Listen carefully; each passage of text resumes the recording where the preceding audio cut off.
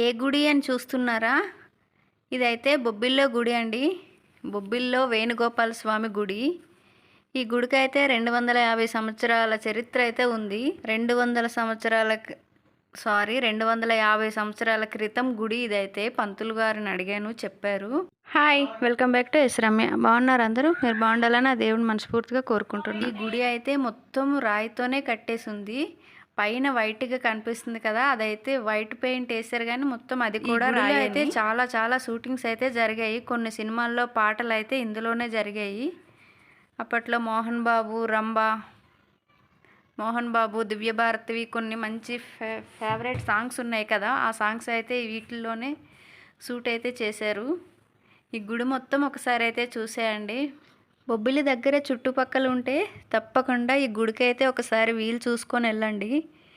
గుడి అయితే చాలా పురాతనమైనది, చాలా బాగుంది. మస్తు ప్రశాంతంగా అనిపించిందండి గుడి లోపలికి వెళ్ళినాకైతే. వేణుగోపాల స్వామి అంటే కన్నయ్య. దీని అడ్రస్ పూర్తిగా చెప్పాలంటే విజయనగరం జిల్లా బొబ్బిలి మండలం, బొబ్బిలిలో ఉన్నది ఈ గుడి అయితే. ఇది కోట దగ్గరలోనే ఉంటుంది. మనం బొబ్బిలి వెళ్ళి రైల్వే స్టేషన్లో కానీ బస్ స్టాప్లో కానీ దిగి ఆటో ఎక్కితే 3 కిలోమీటర్లు 4 కిలోమీటర్ల దూరం వస్తుంది, దించేస్తారు. మనకు విజయనగరం నుంచి అయితే 60 కిలోమీటర్ల దూరం ఉంటుంది బొబ్బిలి ఎవరైనా వెళ్తే ఈ గుడిని అయితే తప్పకుండా సందర్శించండి. ఇక్కడ మనకి వేణుగోపాల స్వామి రుక్మిణి సత్యభామ సమేతుడై దర్శనం అయితే ఇస్తాడు. అప్పటి బొబ్బిలి రాజులైన శ్రీ వెంకట రాజశేషాచల చలపతి గారు ఈ గుడిని అయితే నిర్మించారు. వాళ్ళు ఈ గుడిని కులదైవంగా కొలుచుకునేటివాళ్ళు. గుడి బయట చాలా పెద్ద కళ్యాణ మండపం అయితే ఉంది. 9 రోజులు వేడుకలు అయితే పెళ్ళి అయితే చేస్తారు. కన్నయ్యకి, రుక్మిణీదేవికి, సత్యభామకి చాలా ఘనంగా చేస్తారు. ఊరేగింపైన, కళ్యాణమైన.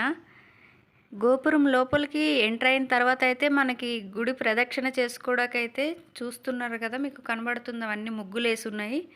అదైతే 4 మూలలా అలానే ఉంది. దగ్గర 10 మంది 20 మంది ఒకటేసారి చెయ్యొచ్చు ప్రదక్షిణ అయితే. చూసారా ఎంత పెద్ద పెద్ద స్తంభాలు ఉన్నాయో. చాలా పురాతనమైన గుడి. 250 సంవత్సరాలు అయిందంట ఈ గుడి కట్టి. అప్పట్లో రాజులు కట్టారు. పిల్లైతే ఒక్కదయ్యే దీనంగా కూర్చుంది. ఏందో అడుగుదాం, ఏమైనా మాట్లాడుతుందేమో మనతోటి. వినండి మీరు కూడా.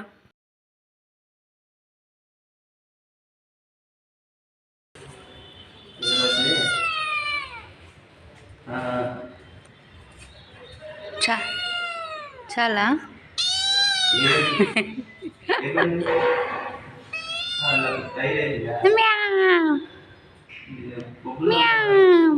పిల్లి అయితే ఏదో చెప్పడానికి ట్రై చేస్తుంది కానీ నాకైతే అర్థం అవ్వట్లేదు. అదేదో చెప్పని కూడా చెప్పేసింది. మూగజీవాల భాష తెలిసిన వాళ్ళు ఎవరైనా ఈ వీడియో చూస్తే పిల్లి ఏమన్నదో నాకు కొంచెం కామెంట్లో చెప్పండి.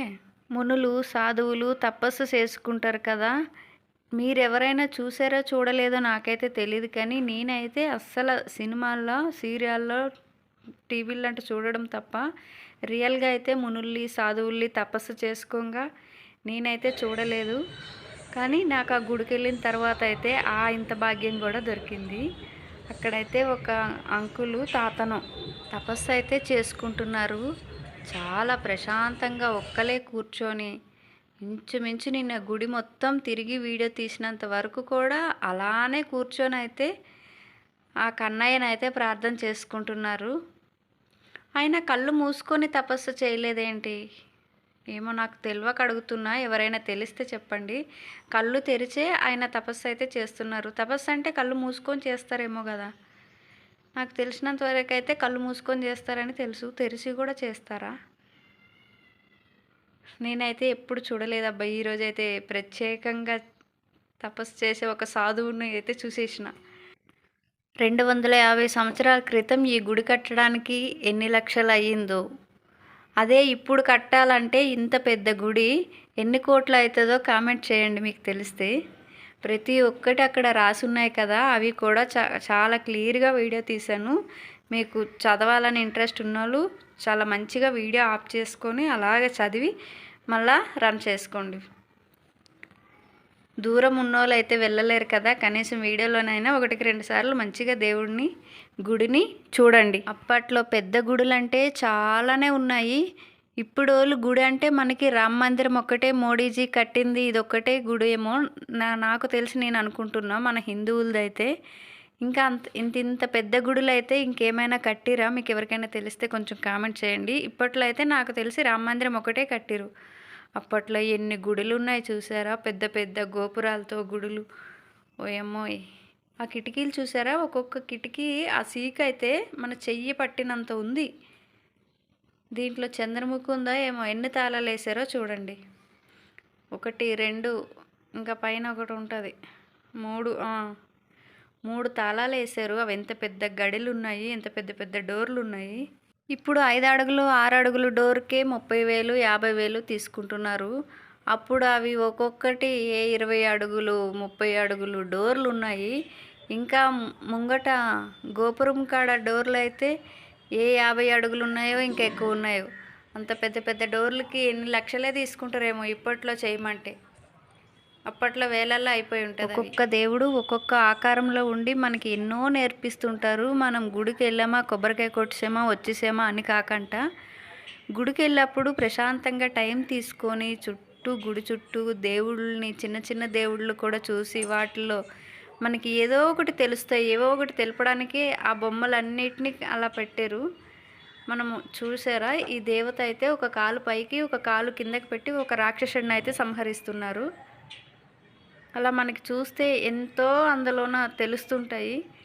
అలా వెళ్ళి ఇలా వచ్చేసామని కాకంటే ఏ గుడికైనా వెళ్తే కొంచెం టైం అయితే కేటాయించి ప్రశాంతంగా అన్నీ చూసుకొని అయితే రండి. నాకు తెలిసిన కాడికి కొన్ని మాట్లాడాను. గుడి గురించి మీకు కొన్ని తెలుస్తాయి కదా, అవైతే నాకు కొంచెం కామెంట్లో చెప్పండి, నేను కూడా తెలుసుకుంటా. అందరికీ అన్నీ తెలియాలని లేదు కదా, నాకు తెలిసిన కాడికి నేను చెప్తున్నా. మీకు తెలిసిన కాడికి మీరు ఏవైనా కొన్ని చెప్పండి నాకు.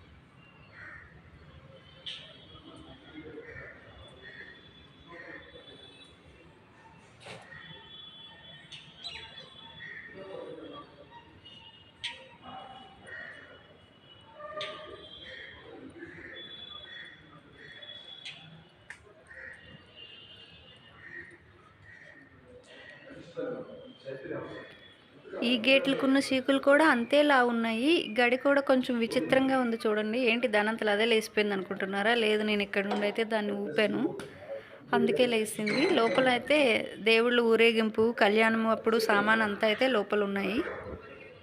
మనం అలా ఇప్పుడు అతను నడిచి వస్తున్నారు కదా, అదే మనం ప్రదక్షిణ చేసేది అయితే చుట్టూ గోపురం లోపల ఎంటర్ కాగానే మనకి ఇదే ఉంటుంది. ఫస్ట్ ప్రదక్షిణ చేసుకొని తర్వాత వేణుగోపాల స్వామి రుక్మిణి సత్యభామ సమేతుడైన దేవుడిని అయితే దర్శించుకోవచ్చు మన ప్రదక్షిణ అయిపోయిన తర్వాత. ఇంకొక విషయం అండి, ఈ గుడిలో చాలా పెళ్ళిళ్ళు అయితే లేని వాళ్ళు ఉంటారు కదా, ఈ గుడిలో పెళ్ళిళ్ళు అయితే చాలానే జరుగుతుంటాయి. ఒక 30 సంవత్సరాల క్రితం మా వాళ్ళది, మాకు తెలిసిన వాళ్ళది కూడా ఇందులో పెళ్ళయింది. కానీ అప్పుడు నేను చాలా చిన్న పిల్లను. అప్పట్లో ఆ దేవుడు ఏ దేవుడో కూడా నాకు తెలియదేమో. అప్పుడు వెళ్ళాను ఈ గుడి కంటే, మళ్ళీ ఇప్పుడు వెళ్ళాను. వీడియో కోసమే అనుకోవచ్చు, చూడాలని అనిపించింది అని అనుకోవచ్చు. మొత్తానికి అయితే దేవుడిని అయితే దర్శించుకున్నా. గుడిని అయితే మంచిగా ప్రశాంతంగా చూసాను. అసలు వీడియో తీయనివ్వరేమో అనుకున్నా. నేనైతే లోపలికి వెళ్ళగానే అడిగాను, ఎందుకైనా మంచిది అడగకంటే మనకి ఎందుకులే అని. తీసుకోమ్మని అన్నారు. అసలు ఎంత బాగా కోఆపరేట్ చేస్తున్నారో ఆ పంతుల్లో అయితే. ఇంకా ఏవైనా నాకు తెలియని ఉంటే ఇటు వెళ్ళి వీడియో తీయమ్మా, అటు వెళ్ళి వీడియో తీయమని కూడా చెప్తున్నారు. కెమెరాతో అయితే తీయనీయరంట, కానీ ఫోన్లో అయితే తీసుకోవచ్చంట. ఇక నాది ఫోనే కాబట్టి పర్వాలేదు, మనకి పర్మిషన్ వచ్చేసింది కాబట్టి నాతో పాటు మీరు కూడా బొబ్బిలి వేణుగోపాల స్వామి గుడిని అయితే చూసేస్తున్నారు. ఇప్పుడు డోర్లు ఎందుకు మూసారంటే దేవుడికి భోగం పెడుతున్నారు. 1 గంట సేపు పెడతారు. భోగం పెట్టినంతసేపు డోర్లు అయితే మూసి లోపల పూజారులు దేవుడికి ప్రసాదం అయితే పెడతారు. ఇప్పుడు భోగం అయిపోయింది, డోర్లు ఓపెన్ చేస్తున్నారు చూడండి.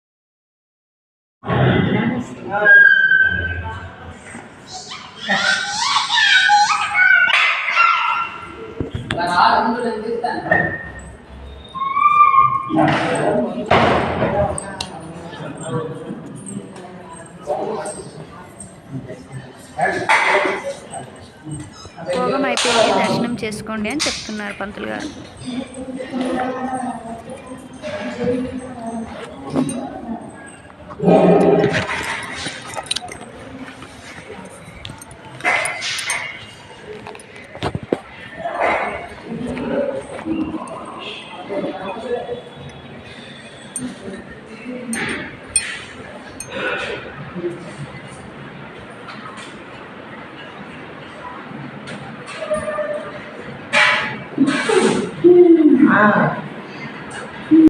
రుక్మిణి సత్యభామ సమేతుడైన కన్నయ్యనైతే చూడండి.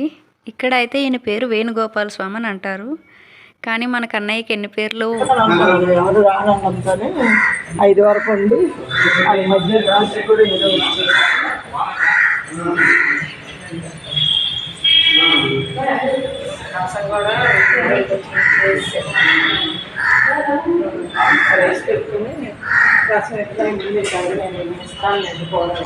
బయటనైతే కన్నయ్య మనకి శేషనాగ తలపైన నాట్యం చేస్తున్న ఒక బొమ్మ అయితే ఉంది. చాలా చాలా బాగా కనిపిస్తుంది విగ్రహం అయితే. గుడిని ఆనుకొని చాలా ఇల్లులు ఉన్నాయిగా అక్కడ. మరి గుడి నీడ పడొద్దు, గుడి పక్కన ఇల్లు ఉండొద్దు అని అంటారు, అనంగా విన్నాను నేను. మరి అక్కడైతే గుడి దగ్గర గుడిని ఆనుకొని కూడా ఇల్లులు ఉన్నాయి. దీపాలు పెడతారు దేవుడు పూజలు జరిగినప్పుడు. ఇక్కడైతే మనం కొబ్బరికాయ కొట్టుకోవచ్చు. చాలా ఎండ అయితే ఎక్కువగా ఉంది, కాళ్ళు గాలిపోతున్నాయి. ఇదైతే ముందు గోపురం. మనం దాని లోపలికి వెళ్ళి వచ్చినాకనే ఇక ప్రదక్షిణలు, దేవుడి దర్శనము, గజస్తంభము అవన్నీ అక్కడే ఉన్నాయి. ఇవైతే దేవుడిని ఊరేగిస్తారు కదా, అప్పుడైతే ఇవన్నీ బయటికి తీస్తారు. శేషనాగు, గుర్రాలు, ఇంకా కొన్ని దేవుళ్ళు ఉన్నాయి లోపల. అవన్నీ అయితే దేవుడిని ఊరేగించినప్పుడు, దేవుడు పెళ్లి చేసినప్పుడు, మనకి కృష్ణాష్టమికి ఇవన్నిటితో పని అయితే అప్పుడు పడుతుంది. అప్పుడు వరకు అయితే లోపలికైతే సామాన్ పెట్టారు. ముందైతే ఒక చిన్న ఆఫీస్ లాగా పెట్టుకున్నారు. ఏం ఆఫీసు ఏమో మరి, కానీ బుక్స్ అవన్నీ ఉన్నాయి. మీరు చూసారో లేదో కరెక్ట్గా. ఈ గుర్రం పైన కూర్చోడానికి అక్కడ మంచిగా సెట్ చేశారు చూడండి, సీకులతోటంతా. గరుకుమంతులు ప్రతి ఒక్కటి ఇవన్నీ ఇత్తడితో చేశారు. ఏ బొమ్మ ఇట్లా చెక్కు చెదరలేదు. అప్పట్లో ప్రతి ఒక్కటి అంత నాణ్యతగా ఉండేవి. ఇప్పుడు గట్టిగా 2 సంవత్సరాలు 3 సంవత్సరాల్లోనే కథం. అప్పుడు 100 సంవత్సరాలు అయిపోయినా ఏ ఒక్క వస్తువు ఇట్లా చెక్కు చెదరట్లేదు. గుడి అయితే ఇంకా ఇంకొక 1000 సంవత్సరాలు ఉన్నా సరే గింతంత కూడా చెక్కు చెదరదు. అంతా రాయితో కట్టారు కాబట్టి. శేషనాగు పాము చూడు, ఇది కూడా ఇత్తడితోనే కానీ మనకి పాముని చూసినట్టుగా ఉంది శేషనాగుని. అన్ని విగ్రహాలు బయటికి తీసినప్పుడు, ఉత్సవాలు జరిగినప్పుడు అయితే మస్తు కలర్ఫుల్గా కనిపిస్తాయి. ఇంకా ఇవి మనకి లోపల ఉండే ఇలా కనిపిస్తున్నాయి. బయట చూసారు కదా, ఇదే కళ్యాణ మండపం. రుక్మిణి సత్యభామలకి ఇక్కడనే పెళ్లి చేస్తారు. వీడియో నచ్చితే లైక్ చేయండి, షేర్ చేయండి. మరిన్ని వీడియోస్ కోసం మన ఛానల్ అయితే తప్పకుండా సబ్స్క్రైబ్ చేసుకోండి. Thank you.